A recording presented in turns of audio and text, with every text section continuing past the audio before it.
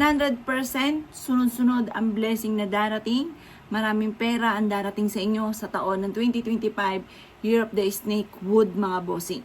Ngayon pa mga bossing ko, mainam na gawin nyo po ito at ito po ay magdudulot sa inyo ng napakaraming blessing, mga bossing. Subukan nyo po ito at ito po ay isa sa mga subok na napakaswerte, mga boss.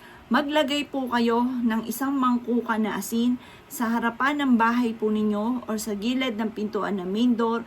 Pero ako, dahil mahilig ako sa mga pampaswerte, ang dami-dami kong asin. May asin ako sa harapan ng bahay namin, may asin ako doon sa may parang gazebo po namin, sa may lamesa, may asin ako sa may kusina, may asin ako kung saan kami nakain sa hapagkainan, may asin din ako, mga bossing ko, sa bawat sulok, mga bossing ko, ng aming tahanan. Ako po, mga bossing ko, ay para walang lusot ba yung swerte dahil ganun ako kahilig sa mga pampaswerte dahil totoo naman talaga na napakaraming blessing na dumating.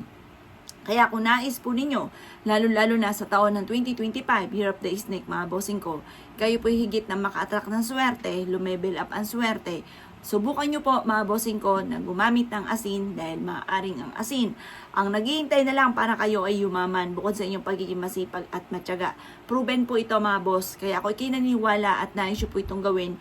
Gawin niyo na po siya basta may 100% kang paniniwala na ikaw po ay magiging matagumpay. Walang imposible sa mga taong masisipag at matyaga.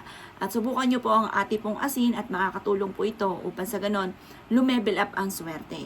Kung mailap ngayon ang swerte, ang dami mo mga pagsubok. Ikaw po ay nape-pressure na dahil sa dami ng mga pagsubok na dumarating sa buhay po ninyo. Eto na, mga bossing ko, ang ating asin. Makakatulong po ito upang sa ganon, higit ka na maka-attract ng swerte at mabago ang takbo ng inyo pong pamumuhay sa araw-araw. Subukan nyo po ito at ito po ay isa sa mga subok na napaka-epektibo ng asin. Ang asin kasi nagtataboy ito ng malas. Kaya kung ayaw mo ikaw ay malasin, ngayon darating, mga bossing ko, ng 2025 bago matapos ang taon ng December, gawin nyo na po ito upang sa ganon, ikaw po ay maging matagumpay, upang sa ganon, mawala na ang malas, upang sa ganon, imbis na kamalasan, sunod-sunod na blessing naman ang dumating sa buhay po ninyo. Proven po ito.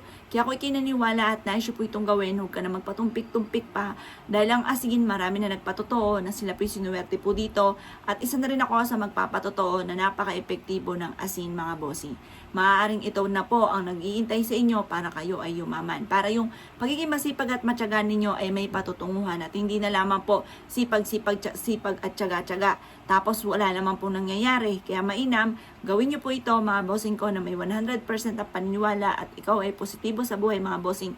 Walang imposible. Kung ano man yung ninanais ninyo, makakamtay nyo po yan. Proven po ito. Kaya ako kayo gagawa ng ganito mga pamamaraan. Asya, mga boss. Good luck po sa inyo po lahat.